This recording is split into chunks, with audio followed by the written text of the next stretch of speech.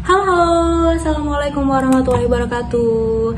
Hai, kita ketemu lagi di channel Saatnya Belajar. Oke, kali ini kita akan membahas sedikit mengenai hal-hal yang berkaitan dengan PPG, terutama PPG Prajabatan. Karena saat ini aku sedang menjalani proses PPG Prajabatan tahun 2022, tepatnya itu adalah pada gelombang pertama. Kenapa sih kok aku harus bahas mengenai ini? Karena pertama, banyak sekali teman-teman aku maupun orang lain yang kebetulan ketemu sama aku itu banyak yang tanya, Ki gimana sih kamu ikut PPG? Ki gimana dulu seleksinya? Ki gimana prosesnya? Seperti apa? Susah nggak? Kayak gitu-gitu.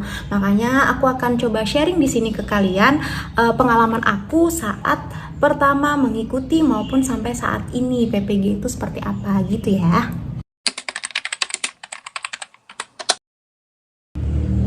Oke, hal yang pertama yang paling sering banget ditanyakan sama teman-teman itu adalah, Ki, kenapa sih kamu ikut PPG? Ki, aku bingung nih, enaknya aku ikut PPG nggak ya? Gitu kan. Menurut aku, sebenarnya jawaban dari pertanyaan kalian ini tuh dari kalian sendiri gitu loh. Karena kalian harus tahu dulu nih, kalian mau nggak jadi guru? Kalian pengen nggak jadi guru? Nah, kalau misalnya jawabannya memang iya, menurut aku sih, aku sarankan buat ikut saja program PPG ini guys. Kenapa? Karena setahu aku, pemerintah itu punya kebijakan baru ke depannya. Semua seleksi yang berkaitan dengan guru atau seleksi keguruan itu nantinya harus memiliki sertifikat pendidik, di mana sertifikat ini cuma bisa kalian dapatkan ketika kalian mengikuti PPG. Nah, yang perlu kalian tahu adalah PPG ini ada dua jenis. PPG yang pertama yaitu adalah PPG dalam jabatan atau yang biasa disebut orang-orang itu PPG Daljab. PPG dalam jabatan ini hanya bisa diikuti oleh mereka, para guru-guru yang memang sudah terdaftar di sistem Dapodik atau Simpatika. Kalau misalnya dia sudah terdaftar dalam Dapodik, itu nanti akan ada antrian tersendiri untuk bisa mengikuti PPG. Jadi nanti guru-guru itu, biasanya guru honorer ya, mereka akan dapat semacam undangan gitu dari pemerintah. Kemudian mereka akan mengikuti seleksi untuk mengikuti program PPG Daljab ini. Tapi kali ini aku nggak akan bahas mengenai PPG Daljab seperti apa ya. Nah, yang kedua ini adalah PPG Prajabatan atau PPG yang diikuti oleh mereka yang belum bergabung atau belum menjadi member dari Dapodik. Jadi persyaratan dari PPG Prajabatan ini dulu salah satunya adalah kamu belum terdaftar dalam sistem Dapodik, baik itu terdaftar dari TU sebagai TU atau sebagai guru, terutama sebagai guru sih, karena dulu waktu pendaftaran gelombang 1 itu masih ada beberapa teman-teman yang terdaftar di Dapodik tapi masuknya sebagai tata usaha atau sebagai staf-staf yang lain itu masih diperbolehkan. Tapi sepertinya untuk cari amannya lebih baik memang yang belum terdaftar di sistem Dapodik. Nah, pertanyaannya kenapa kok harus di luar sistem Dapodik, harus belum terdaftar dari sistem Dapodik? Itu karena kalau misalnya kalian sudah terdaftar di Dapodik, itu otomatis kalian akan punya akun yang namanya akun SIM PKB. Nah, akun SIM PKB ini akan digunakan seterusnya ketika kalian mengikuti PPG Prajabatan. Jadi nih, kalau misalnya kalian belum punya proses pendaftaran dari seleksi PPG Prajabatan ini, pertama yaitu kalian nanti akan bikin akun dulu, namanya akun SIM PKB. Nah, dari akun ini kalian nanti akan diarahkan pendaftarannya mengisi apa saja, kemudian nanti pembayarannya seperti apa, nominal juga berapa, kemudian dan lain-lain. Itu nanti akan berlanjut terus sampai kalian itu lulus. Nggak tahu nanti kalau setelah lulus masih dipakai atau tidak, menurutku masih dipakai ya, karena memang semua sistem dari keguruan itu menggunakan sistem SIM PKB ini gitu. Pertanyaan selanjutnya yaitu mengenai bagaimana seleksi dari PPG Prajabatan ini. Nah, seingat aku dulu ada 3 tahapan dari seleksi PPG Prajab ini ya. Yang pertama yaitu adalah seleksi dokumen atau pemberkasan. Jadi nanti kalian setelah membuat akun dan setelah lunas pembayarannya, nanti kalian akan diminta untuk mengisi profil kalian, mulai dari nama, kemudian tanggal lahir, alamat, nomor HP, email, segala macam, dan data-data atau berkas-berkas dokumen yang berhubungan dengan profil kalian gitu. Kemudian setelah itu kalian akan diminta untuk mengisi essay. Nah, essay di sini itu bukan seperti kalian membuat cerita gitu ya, essay yang berparagraf-paragraf seperti itu, enggak, tapi nanti akan ada beberapa pertanyaan yang harus kalian jawab.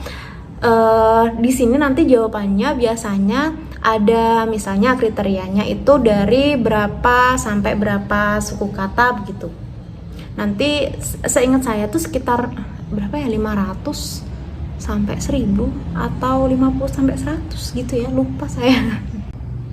Kalau sudah selesai mengisi dokumen dan mengisi essay, kalian berhenti dulu sampai di situ, sampai nunggu ada pengumuman dari seleksi pertama. Jadi kalau misalnya memang kalian lolos, nanti akan ada informasi lebih lanjut mengenai seleksi yang kedua itu kapan dan di mana. Kalau saya dulu karena domisilinya ada di Kudus ya, jadi seleksinya itu nggak jauh-jauh kok dari kota kalian gitu. Kalau aku dulu sih di Semarang. Nah, seleksi substantif ini ada dua hal atau dua bidang. Pertama adalah literasi numerasi yang nanti isinya ada bacaan atau nanti ditampilkan grafik, tabel, dan lain sebagainya. Kemudian ada beberapa pertanyaan terkait dengan hal yang ditampilkan itu. Kemudian yang kedua itu adalah seleksi dari materi terkait dengan bidang kalian. Misalnya kalian pilih bidang matematika nih, berarti nanti soal-soalnya terkait dengan matematika. Kalau misalnya aku dulu kan karena bidangnya adalah biologi, jadi bidangnya ya terkait dengan soal-soal materi biologi. Kalau misalnya kalian tanya yang dipelajari materinya apa aja atau materinya itu dapat dari mana, itu pure aku nggak tahu guys. Jadi dulu aku cuman ya udahlah belajar seadanya aja. Maksudnya kalau literasi numerasi itu kan kayak bukan hal yang memang bisa dipelajari SKS gitu kan, susah ya, kayak memang ya udah terbiasanya kalian aja. Jadi aku literasi numerasi memang nggak belajar apa-apa dulu. Kemudian untuk materi-materi biologi aku baca-baca aja dulu materi SMA atau apalah materi yang memang aku masih kurang untuk menguasai, karena memang dulu kan aku nggak yang sebelumnya mengajar bidang biologi, jadi memang agak-agak lupa materinya, jadi memang harus belajar dulu. Tapi kalau misalnya kalian memang sudah sambil mengajar di mana gitu atau ngelesi gitu, menurut aku sih soalnya mudah ya, maksudnya nggak terlalu susah lah kalian harus belajar yang aneh-aneh gitu, enggak kok. Itu memang materi-materi yang kalian sering temui di soal-soal SMP, SMA, masa-masa sekolah gitulah pokoknya. Nah, yang ketiga itu adalah seleksi wawancara. Jadi kalau misalnya kalian udah lolos nih tahap yang kedua, seleksi yang kedua tadi, tes substantif, nanti kalian akan ada pengumuman lebih lanjut mengenai tes wawancara itu akan diadakan kapan. Kalau aku dulu tesnya itu daring atau online gitu ya. Jadi nanti kalian akan dibagi ke beberapa kelompok, nanti akan diumumkan. Nanti kamu dapatnya hari apa, dengan siapanya itu sih nggak tahu ya. Jadi dulu itu ada dua penguji, terutama itu dosennya itu ternyata harus yang di luar atau bukan di sekitar daerah kalian. Kalau misalnya aku kan di daerah Jawa Tengah nih, jadi dulu dapat dosennya itu yang di Jawa Timur sama di Jawa Barat. Kenapa? Karena setelah aku konfirmasi waktu sudah masuk PPG itu kan salah satu dosenku ternyata ada yang menguji juga ya, menguji tes wawancara dari PPG. Kata beliau itu biar nanti tuh kita nggak akan ketemu di mata kuliah di kampus gitulah intinya. Jadi memang menghindari hal itu harus dari dosen yang jauh-jauh dari lokasi kalian, karena nanti saat penempatan PPG itu memang akan ditempatkan di kampus-kampus terdekat dari domisili kalian. Durasi, oke, soal durasi dari pertanyaan ketika wawancara itu sekitar 1 jam kalau nggak salah dulu ya. Jadi aku dulu dapat kloter sore siang menuju sore sekitar jam 2 jam 3-an gitu, 50-60 menit selesai. Tapi kalau dari pengalaman teman-teman aku ada juga yang sekitar 1,5 jam gitu juga ada sampai, tapi kalau 2 jam kayaknya nggak ada sih, sekitar 1 sampai 1,5 jam gitulah ya rata-rata. Nah, kalau misalnya kalian udah lolos nih, nanti akan ada pengumuman di SIM PKB kalian. Nah, jadi setiap proses dari tahapan-tahapan pendaftaran seleksi ini, kalian harus selalu aksesnya itu di SIM PKB. Jadi ketika kalian bikin akun SIM PKB itu jangan sampai kalian lupa sama nama username atau passwordnya, itu jangan sampai lupa, karena memang digunakan terus guys sampai akhir nanti. Kalian akan akses di situ terus. Bahkan pengumuman lolos atau nggak lolosnya juga dari situ. Jadi nanti kalau misalnya kalian lolos, kalian akan dapat informasi kalian ditempatkan di kampus mana dan kelas apa, nanti daftar ulang atau proses-proses lainnya nanti akan dihubungkan ke satu grup dan lain-lain. Itu informasinya semuanya ada di situ. Jadi ya udah jadi satu aja gitu, nggak terlalu repot.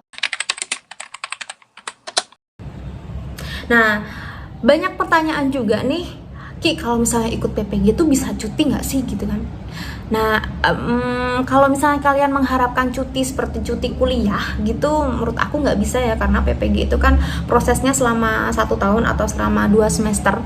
Jadi, dan ini kan memang dibiayai oleh pemerintah, di mana prosesnya itu memang bareng-bareng gitu. Kalau misalnya kalian cuti, otomatis nanti kalian ketinggalan, dan gelombang satu dengan gelombang yang lainnya itu kan juga beda ya waktunya. Jadi agak susah kalau misalnya kalian harus cuti-cuti yang benar-benar 1 semester gitu.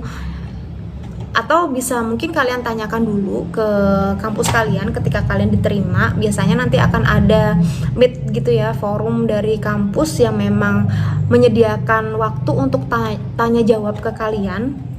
Kalian bisa coba tanyakan di situ. Kalau dari pengalaman aku kemarin sih, karena memang aku pun dulu juga butuh waktu untuk cuti karena aku mau mengurus soal pernikahan dulu ya. Jadi memang, dan waktunya itu menurut aku bukan di hari weekday dulu. Jadi memang wah, kalau misalnya nggak bisa cuti gimana nih kan gitu kan dulu. Terus aku tanyakan, kata dari pihak kampusnya boleh kok misal mau menikah, maksudnya kita nggak akan melarang orang buat kepentingannya masing-masing, asal itu masih wajar. Dalam artian cutinya itu paling ya sekitar 1 minggu atau berapa hari gitulah. Kalau misalnya lama-lama banget sampai 1 semester, aku kira kok nggak bisa ya gitu.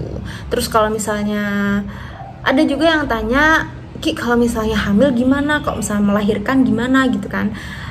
Ada teman-teman aku yang hamil, ada juga teman-teman aku yang melahirkan di masa PPG ini, dan pasti ada kebijakan dari pihak kampus atau dosen atau dari pihak sekolah yang nanti tempat kalian menimba ilmu, nanti kalian izin aja guys, izin dengan sopan, maksudnya minta kelonggaran lah, gimana biar bisa sama-sama nyaman. Entah nanti dikasih tugas tambahan atau gimana, aku nggak tahu ya, kalau itu urusan mereka, maksudnya memang negosiasi sendiri. Tapi kalian boleh kok. Jadi hamil, melahirkan, menikah itu bukan satu hal yang menjadi hambatan selama PPG itu, enggak. Tinggal gimana aja kalian mengkonsultasikan, negosiasi, dan mengatur diri kalian sendiri, yang manage waktu kalian. Karena selama PPG itu kita waktunya bisa dibilang memang cukup menguras waktu di sini ya. Dan beberapa dari teman aku juga, mereka tuh memang merelakan pekerjaan mereka yang lain.